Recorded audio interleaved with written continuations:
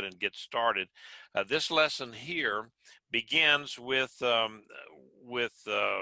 basically talking about Solomon's wives and his concubines and so forth. So let's go ahead and read that, and we'll get this. Here we are in chapter 11. You can see on the screen, and the decline and the demise of Solomon.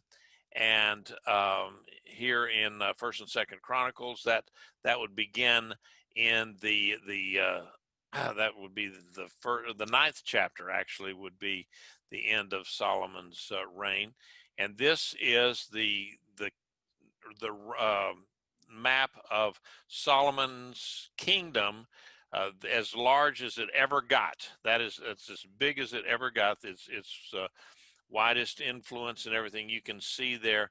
Actually, Solomon did not have to fight or do anything for this. He inherited the entire thing from his father David, and so he had actually no wars to fight during this entire his entire 40 years of his reign. And so we also look at, and I think next week what I'm going to do also, before we get into some of the other aspects of, the Rehoboam, Jeroboam, and those guys, I want to talk next week about some of the things how was life in that era? What kind of industry did they have in that time frame? What did the people eat? How did they live? What houses did they live in?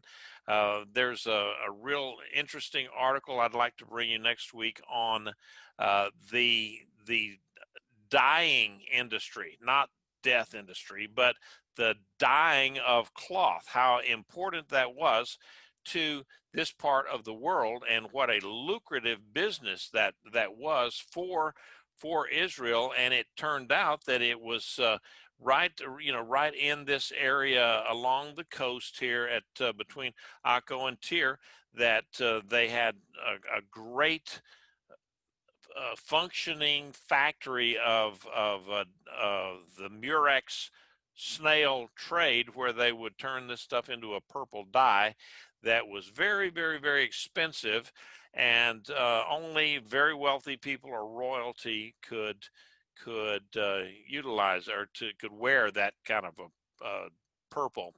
And so I thought that would be kind of interesting to look next week about some of the culture around that era, before we go on to see how the tribes were then split up, and what that meant to everything economically and geographically, all of those different kinds of things. So I thought that would jump a little bit out of the Bible and give you some background stuff next week. So that's where we're going to be. And all right, so let's go ahead and get into the words tonight, to the chapter. In 1 Kings 11, 1-3, now King Solomon loved so many foreign women besides the daughter of Pharaoh.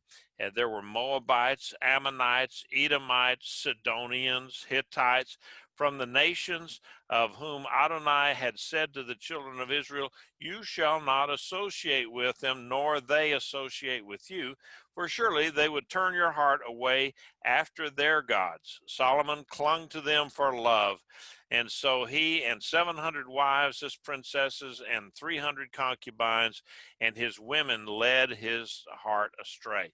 Now, Solomon's accumulation of wives here was exactly, it was in direct conflict with Deuteronomy 23, 3-9, and Deuteronomy 7, 3-4, where, I'm going to go ahead and read those things that,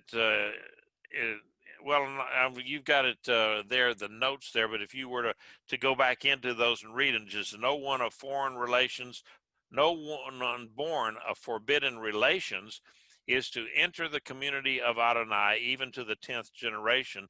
None of his descendants are to enter the community of Adonai. No Ammonite or Moabite is to enter the community of Adonai. Even to the 10th generation, none belonging to them is to enter the community of Adonai forever. Because they did not meet you with bread and water on the way when you came out of Egypt, and because they hired against you Balaam, son of Beor, from Petor in Aram Naharaim, to curse you.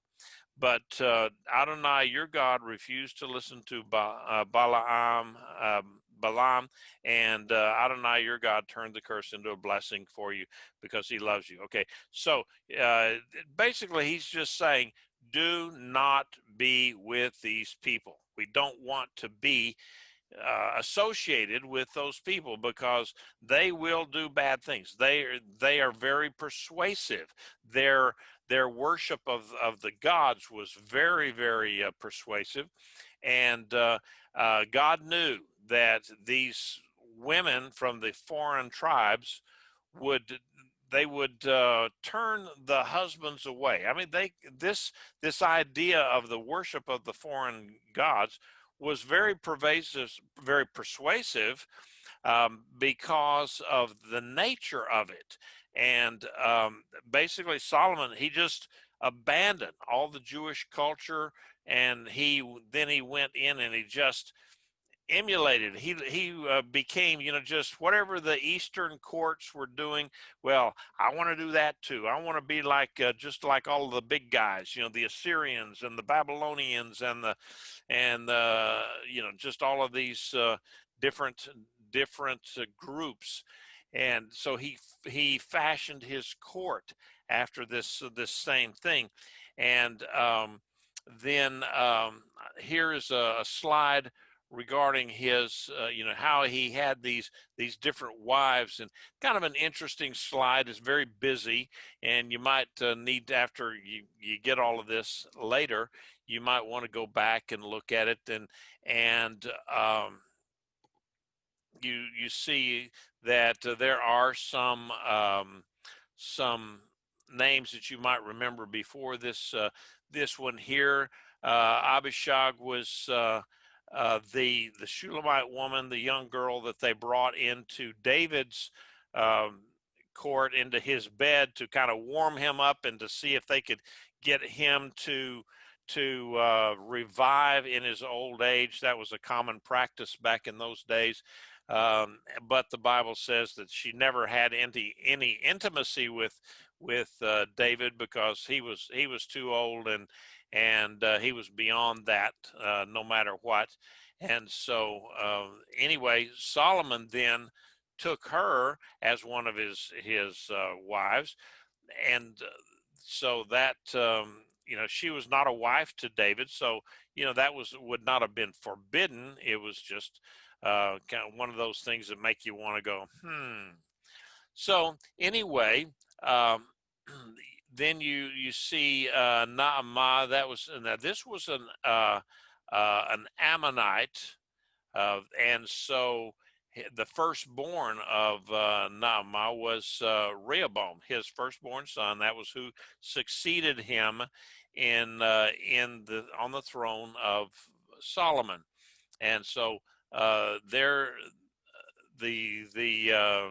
we see here that Naamah was Solomon's only wife, who is named, and only after Solomon dies when she's mentioned as the mother of Rehoboam. So, none of his wives played that big a part or enough of a part that they even had names. They were not named at all. They were just talked about as, they were chattel, basically, in many ways, and they were part of his political hold on the region, because if he could marry women from the various kingdoms around him, then he figured that the people would not be they would not be as likely to attack him. And maybe that did work, because he had 40 years of peace. However, having 700 wives and 300 concubines, I don't think there are that many kingdoms around him. So and the Bible did said that he he did it for love, because Solomon loved women. So he may have been the most wise man in the world at the time, but his wisdom did not extend to his own life and his own lifestyle, because we can, you can imagine what would happen if you had a number of wives. And I don't know if you can read this screen very, very well, but it's the first little picture says Solomon saying, "Honey, what's for dinner?" And then the answer that comes back is just a cacophony of different answers, from leftovers to roast lamb to fruit and dates, and somebody says soup, and the other one says, no, we want to eat out. Another one, let's bring in Chinese, and and so on and so forth. So the answer is Solomon saying to himself, I guess that's what I get for having 700 wives and 300 concubines. Okay, so that is my joke for the evening, or at least that's the first one for the evening. Okay, I can't promise you that I won't try something again. All right, so let's go ahead. Any comments or questions on this so far? When it came down to Solomon's son that they named, was that really the firstborn son, or just the only son that they named when it came to As him? best we know, that is the firstborn son, rather than just the first one that was named, because it could very well have been, had it not been the firstborn, there could have been conflict. Okay. And so, with the Middle Eastern time, that firstborn was a very, very important position to be in. Yes. So as best we know, that would have actually been the firstborn son, and in fact is the only son that is named. Okay. And Okay. why only the number to 1,000, basically, women? Why just 1,000 women Yeah, instead of like a why thousand did and you one? yeah, like yeah, I saw that. What stopped him? What stopped him? Well, I'm not really sure. I don't know that we have an answer for that. Why there were only 1,000 instead of 1,001,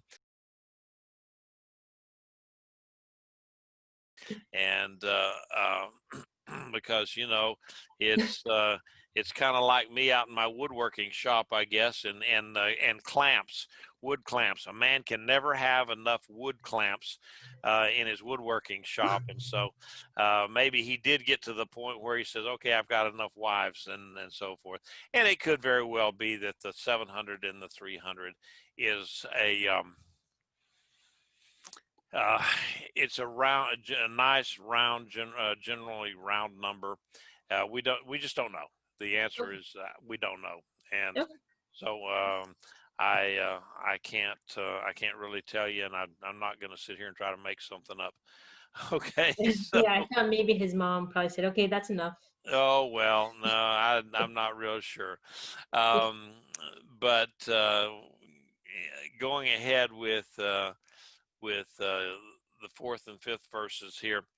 Um, it says, "For it came about as Solomon grew old that his wives led his heart away after other gods, so that his heart was no longer wholly devoted to Adonai his God, unlike the heart of his father David. For Solomon went after Ashtaroth, the goddess of the Sidonians, and after Milcom, or Molech, the abomination of the Ammonites." Okay, so um, there's a couple of things here that well, I'll show you the pictures of it.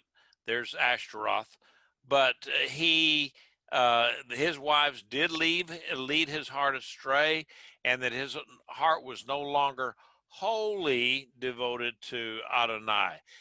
Basically, he still had a part of him that clung to Adonai, so that he didn't just totally give up Adonai, the God of Abraham, Isaac, and Jacob, but there wasn't a whole lot of room left in there for the true God.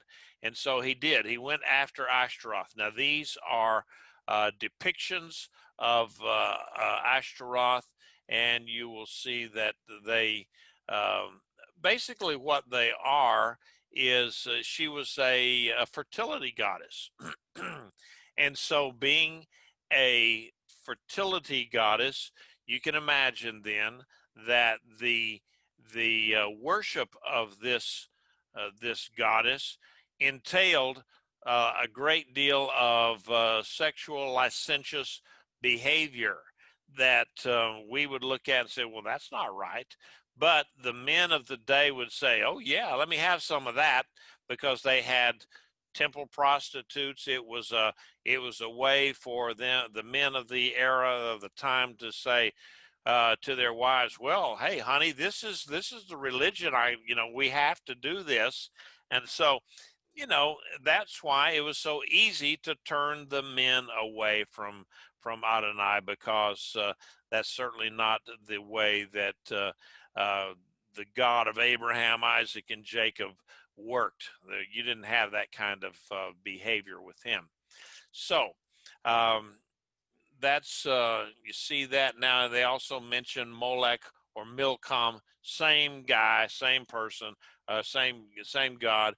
One of the things that the Canaanites did that was so detestable to God and to all of the their his whole way of being was the sacrifice of children, basically the firstborn of a family. You see that these guys are putting firewood inside this big bronze thing, and they heated it up red hot. And then you see one of their priests handing a live firstborn child into this, and what it doesn't show is that this area right in here would be open, and they would take and lay that child right there on the grate, and it would be burned alive, and that was their sacrifice, so that they would have prosperous crops, and that they would have rain, and that they would have peace, or victory over their enemies. And so, whatever, there was always some kind of an excuse to offer up the firstborn of the Canaanite families. And they did this for centuries and centuries. And that's one reason why God said, these people are under a ban or a banishment. That's why Israel was to take and kill them all, to try to blot out this terrible way of idolatry. And if they didn't kill them, he says, banish them from the land, move them out, push them out, so that none of them are left alive in the land. And yet Israel did not do that, to their detriment for basically the rest of the existence of Israel. And so they would get rid of the child, or they would kill the child as an act of piety, of worship for the deity there, Molech or Milcom, and which is, that's that terrible as it is.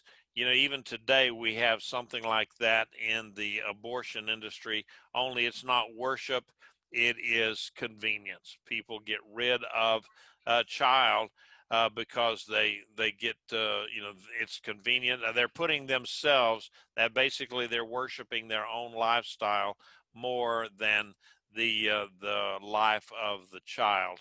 And so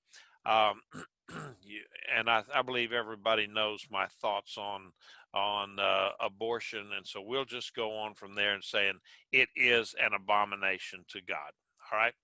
So let's look at verse 6 through 8, and again, any comments? Just jump in there. I wanted to talk just a second about the Ashtaroth, the goddess of the Sidonians. This goddess, the same as Astarte, is also called Ishtar in Mesopotamia. In Syria, she was the female consort of Baal and a model for the Greek Aphrodite. She was the goddess of fertility and erotic love. Canaanites worshipped her with an unbelievable licentiousness. It's not so unbelievable when you think about it. It is not difficult to see why a man like Solomon went after that kind of a goddess. Now, Milcom, that was the abomination of the Ammonites. It's called, and no one knows any difference between this abomination and Molech. Okay, it's all one and the same. The terrible fire god who to whom infant children were sacrificed. There's no record of Solomon ever offering such a sacrifice, but even if he did had done not such, even if he didn't do something like that, I don't think any Jewish writer would have ever mentioned it if he did. So, and he certainly built a temple to Molech. And in fact, Rehoboam was the only son of Solomon mentioned in the Bible. Raises some question regarding the reason why, and Vanessa pointed that out. The worship of Molech was terribly common in Jerusalem, and with the accompanying sacrifices, they didn't stop it. And the temple to Molech was over on the Mount of Olives, for goodness sake. So, going ahead. Yeah, so Solomon did what was evil in the sight of Adonai and did not fully follow after Adonai, unlike his father David. At that time, Solomon also built a high place for Chemosh, the detested thing of Moab, on the mountain near Jerusalem, as well as for Molech, the detested thing of the children of Ammon. Thus he did for all his foreign wives, who were burning incense and offering sacrifices to their gods. So this was not an aberration. This was a common thing for Solomon to grow to build temples for the wives and their deities. Now this is one of Chemosh, and he was the national deity of the Moabites, and he is a sun god, and he was also their god of war. He's called in Judges 11:24. He's called the god of the Ammonites. The mount in front of Jerusalem, as I said, is the Mount of Olives, and that's east of the city. That's where they built this a monument to Chemosh, and he was the twin brother of Molech of the Ammonites, and so he was equally cruel, licentious, and vulgar in his demands of the people. So let's go ahead. Adonai became angry with Solomon because his heart had turned away from Adonai, the God of Israel, who had appeared to him twice already, twice. He had commanded him about this, that he should not go after other gods, yet he did not keep what Adonai had commanded. So we see here, God had already come before Solomon and warned him. He gave him warnings about this kind of behavior.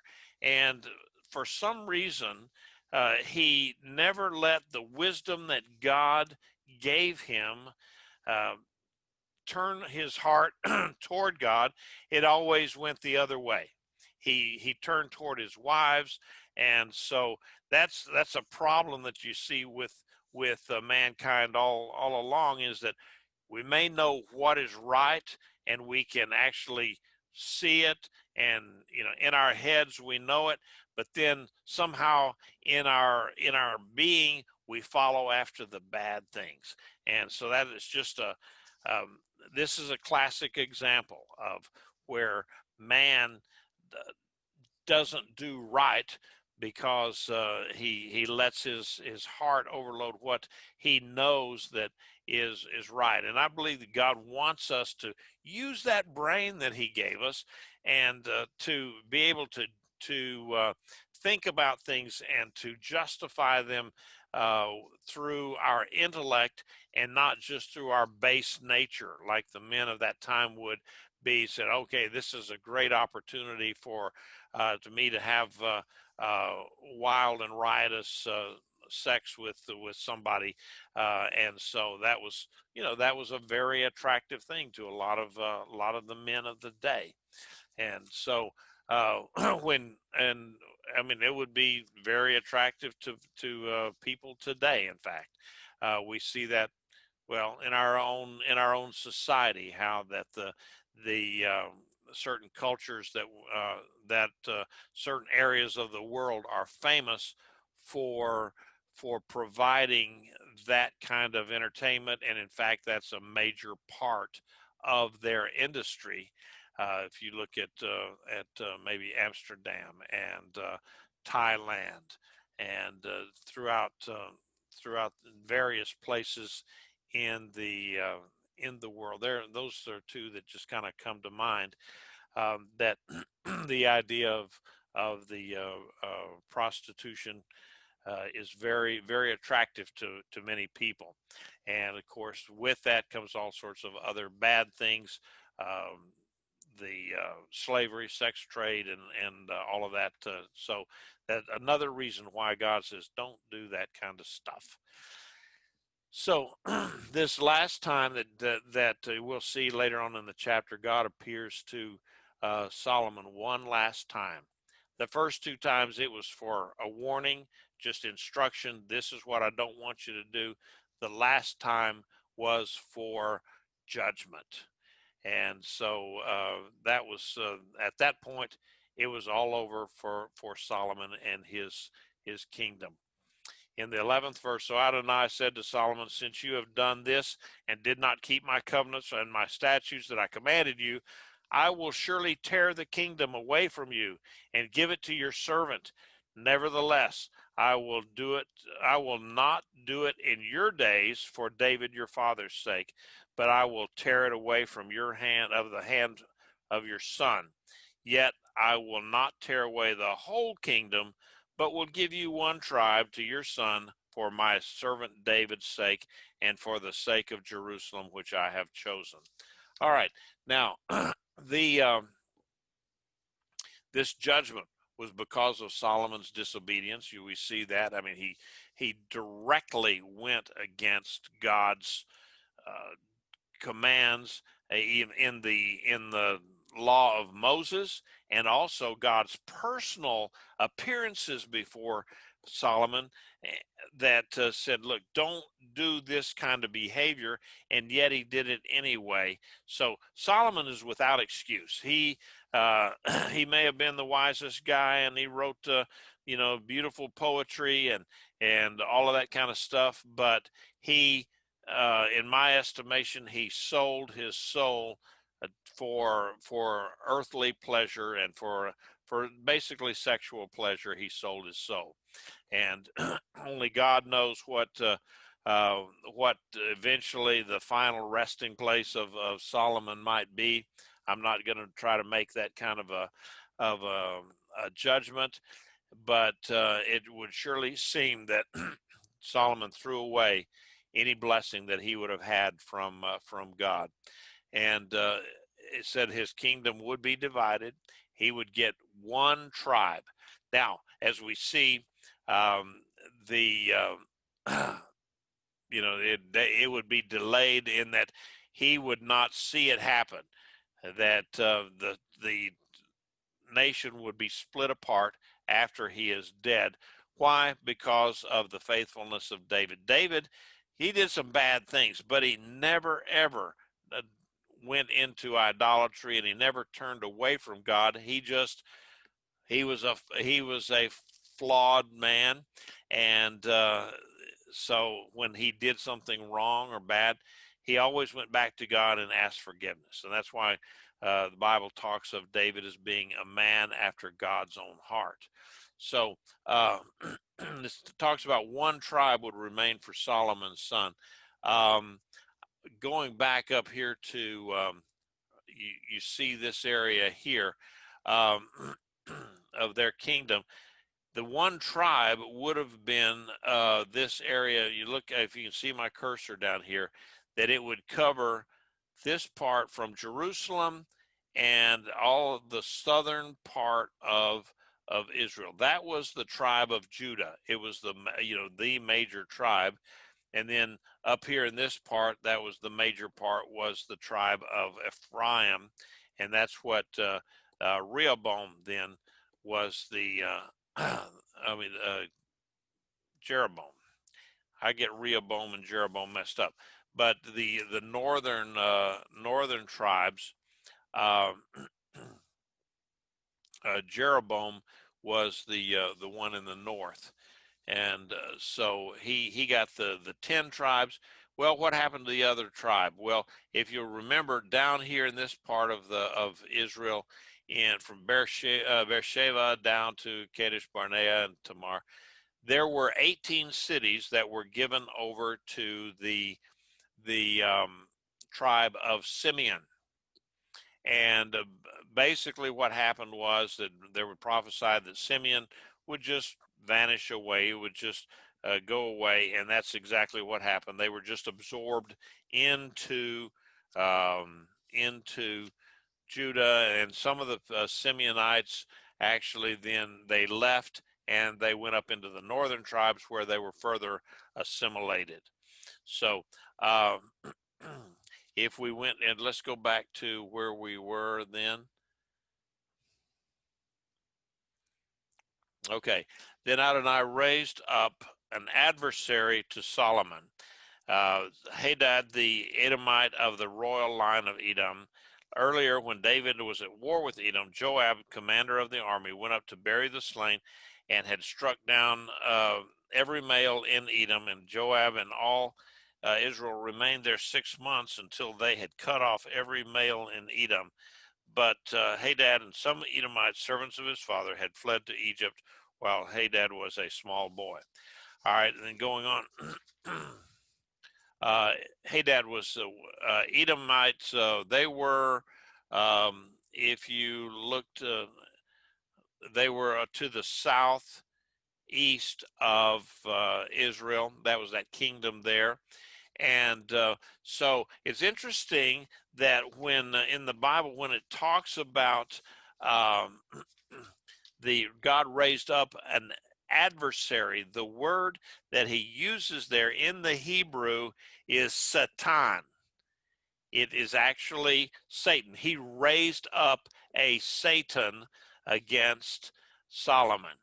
I thought that was kind of interesting. When you read the Hebrew, sometimes you get a word that'll just pop up, and that one just popped up to me, and it says, "Oh wow, he raised up a Satan," the same word that we would use against Lucifer, our adversary, but that's what he called him, is a Satan. And then these are external adversaries, and Rezon, the son of Eliada. He was up in the north, and we'll talk about him in just a minute. So now I wanted you to look at the trade routes because this was important. You remember that from up in here, right here, and this you see this Allah here. That is it shows well, there was actually a city there, or a trade place that Solomon had, that where his ships went out of there and then down here, and then they were able to go on out to India and China, and that's where they brought in a lot of their goods. There was also the Silk Road. This one went through Damascus, and so then there were roads down. This one road that went through Petra was called the King's Highway, and then there were other trade routes that went from Damascus down through Israel, along the coast to Gaza, and then on into Egypt. And so these areas, these trade routes, were very important to the economy of Israel. And remember that Solomon got a lot of money from the taxes or the tariffs that he charged on goods that went through Israel.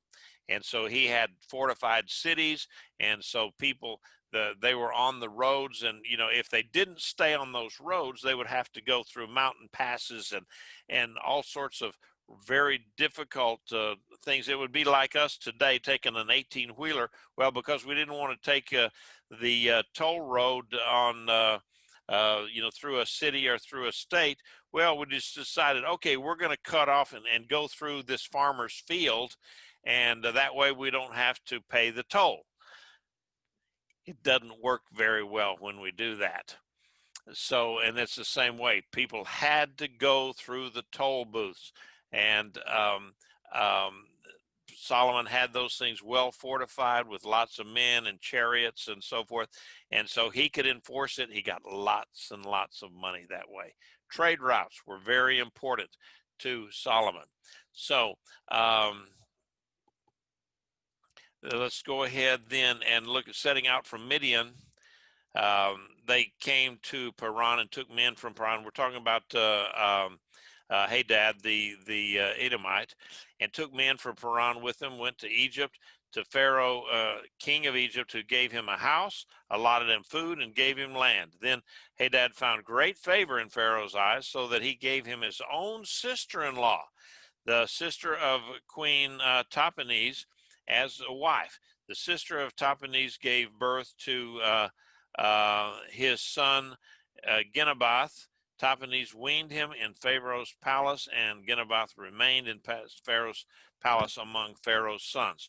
So here we find another foreigner that is taken into Egypt and nurtured and brought up in the Egyptian culture under the protection of the Egyptian. Now here's the map that I wanted to show you before. Here's the kingdom of Edom, okay, and this is the Moab and Ammon, and then of course up here, this is where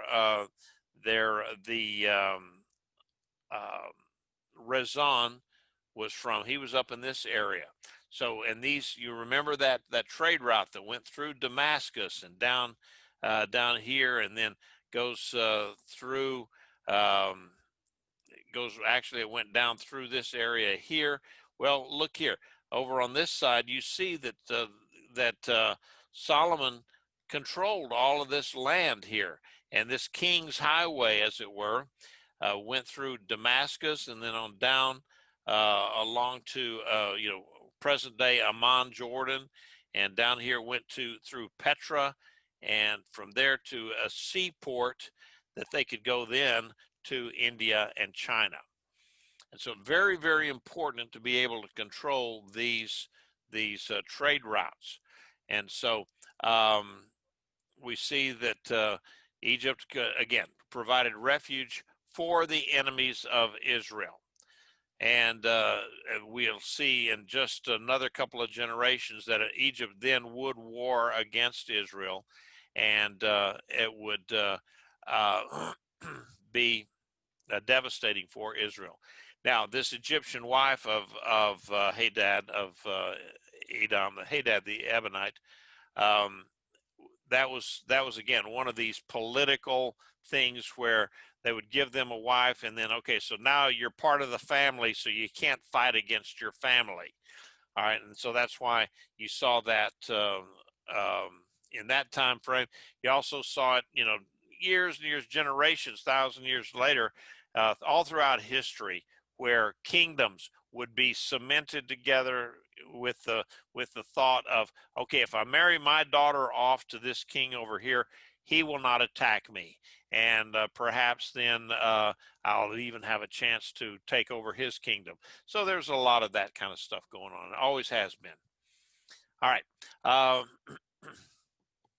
So when Hadad heard in Egypt that David slept with his fathers, David died, and that Joab, commander of the army, was dead, Hadad said to Pharaoh, "Let me leave so that I may go to my own country." Then Pharaoh replied to him, "What do you lack with me? All of a sudden you seek to go back to your own country?" "Nothing," he said. "Nevertheless, let me go anyway." And so here, Hadad, by this time, okay, how old was he? We don't really know. It was he would have had to been of an age where he would have been a full man at this point, that, when David died. And so we really don't know how old he was, but he was old enough to gather an army and to lead an army against Israel. Then God raised up another adversary against him, Rezon, son of Eliada, who had fled from his lord King Hadadezer of Zobah, uh, when David killed them, and then gathered men to himself and became a leader of a marauding band that went to Damascus and dwelled there and gained control in Damascus. So Rezon was an adversary to Israel all the days of Solomon, adding to the trouble that was Hadad. He despised Israel while he reigned over Aram. So there you go. There's the he was up here, this kingdom of Aram, Damascus, and this is Syria today, and he controlled that area up there. Okay, and that was always a problem then for the entire time of Solomon's reign.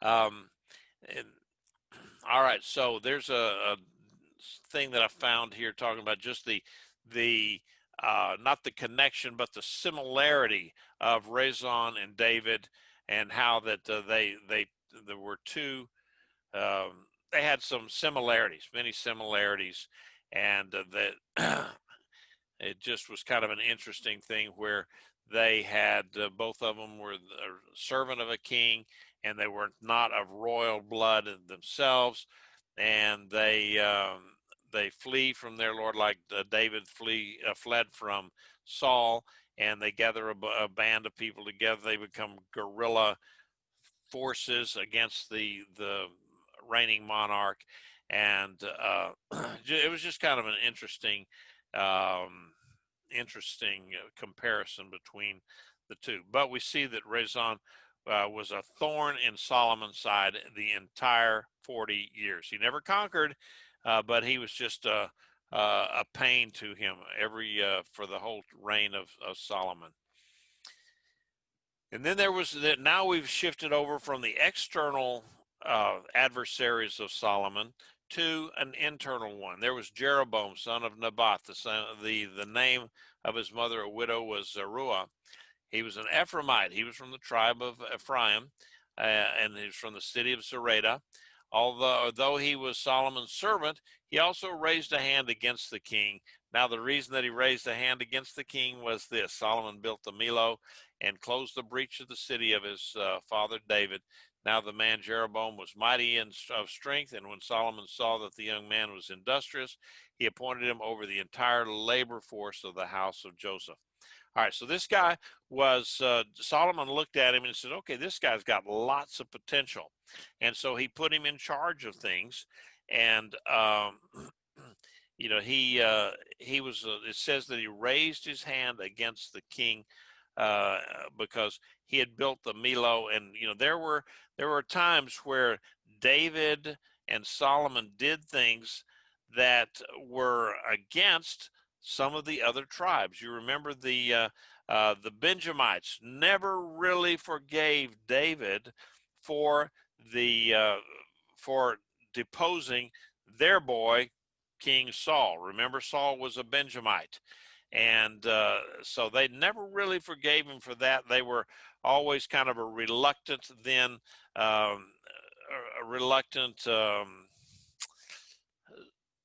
a follower of David. I can't think of the right word right now, but they were with David, but they were still, we may do it, but we don't like it, and they never were comfortable with David. And so something that Solomon did there with the Millo, building this fortress that that was one that built up the city of David even further, that somehow bothered the Ephraimites. So, but it didn't bother him enough to go ahead and do his job. It found out that Jeroboam was very much a very capable man, and they called him a man of valor. And so it says he raised his hand against the king, not so much as fighting against him, but the possibility was that he was not afraid to go to Solomon and tell him what he thought about things. And he certainly then raised his hand against Solomon's son Rehoboam. Okay, so And he appointed him. Solomon was not afraid to appoint somebody to um, to positions if they could work well. And all right, now this was, I'm going to go ahead. I don't know how long the internet's going to fool with me now, but um, we're going to talk about the prophet Ahiah, and it's one of those things that I kept looking at the name Ahiah, and that's kind of an English way of, or they somehow put that into an English word. And if you look at the Hebrew, there is no J in there, and so I will be pronouncing Ahijah rather than Ahijah, or whatever, however somebody from Texas would pronounce it. But in the Hebrew, it's Ahijah, and so he's a prophet. He's from Shiloh, and he went out and he covered himself, it said, with a new cloak, and he met with Jeroboam, and he took that new cloak that he had and he ripped it into uh, into 12 pieces. And basically he's telling Jeroboam, he says, take these 10 pieces, and those are going to be your part of the nation of Israel, and then the rest it will be for Rehoboam. And so I mean, that, what a graphic way of saying, showing this picture here. And he said, and the reason for that, says, because they have abandoned me. Now, Solomon has abandoned me, Adonai, and to worship Ashtaroth, the goddess of the Sidonians, Chemosh, and god of Moab, Milcom, the god of the children of Ammon. And they have not walked in my ways, nor done what is right in my eyes. Now, nor kept my statutes and my ordinances as his father David did. So I will not take the whole kingdom, but I'll keep him as a ruler all the days of his life for David's sake. So Solomon is not going to see all of this happening. And he said, yet I will take the kingdom out of my son's hand, and I will give it to you, Jeroboam, the 10 tribes. And so, and to his son, to Solomon's son, Rehoboam, I will give one tribe. And actually that was one tribe being the tribe of Judah, one of the largest, and that had absorbed the tribe of Simeon. And so therefore Simeon was really not a tribe anymore. And so that's why he would give 10 up to Jeroboam, and then only one to Rehoboam. And that was all of the tribes, being as how the Levites were scattered all throughout Israel on both sides, and they were not to be given to anybody. They were to serve God wherever they would be. So, but he says he's going to do this, but he's going to wait for David's sake, and that he says this will afflict David's seed, but for not all days. In other words, this was not going to be an everlasting punishment. All right, so we see that Ahiah was a priest and a prophet from Shiloh. Shiloh was where the tabernacle had been for 380, almost 400 years, and so that was a priestly community, and lots of priests were born and raised there. And so that tearing of the cloth, what a graphic as to tearing up the nation of Israel. And so finishing up the chapter, therefore Solomon sought to kill Jeroboam, but Jeroboam got up and fled to Egypt, to Shishak, king of Egypt. He remained in Egypt until the death of Solomon. Now the rest of the acts of Solomon and all that he did in his wisdom, are they not recorded in the book of the Acts of Solomon? So the days of Solomon's kingship in Jerusalem, overall, Israel was 40 years. Then Solomon slept with his fathers and was buried in the city of his father David, and of his son Rehoboam was king in his place. So I mean, what an end! It just ended up there, and we'll see that again. Egypt was a refuge for the people in the area that the king, the pharaohs could see, okay, if I give them refuge, that may be politically expedient for me later on, because then that way I could, these people um, would would be able to assist me.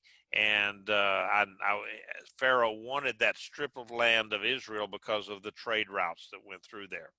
And we'll see that later on, Shishak did actually attack Israel. He's the first of the.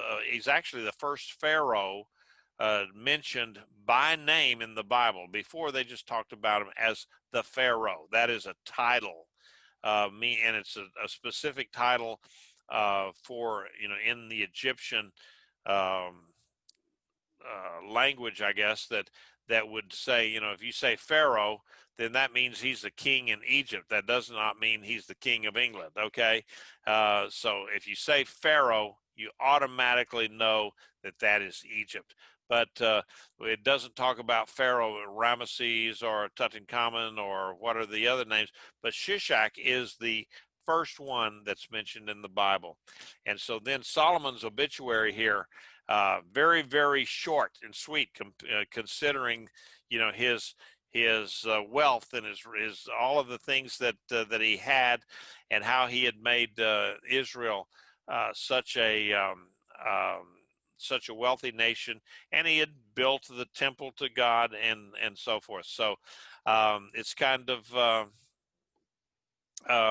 interesting that it would be just, yeah, and then Solomon died. And so there are a lot of things that we could go back and do a big study on the life of Solomon. And it would be kind of a tragic study, actually, because he had so much potential, and in the world's eyes, he lived up to that potential because he had so much wealth, and the 1,000 wives. Now, I don't know that that would be considered a blessing, but he had the 1,000 wives anyway. And so, um, even with all of that, what's that? The 1,000 wives and so forth. That was a sign of his wealth, not a sign of his smarts. Okay, and so um, having all of that, and then it just said, yep. And then Solomon died, and his son took over. And so there was not a great big soliloquy, a big requiem, or anything like that for Solomon. And so we end chapter 11 at that point. So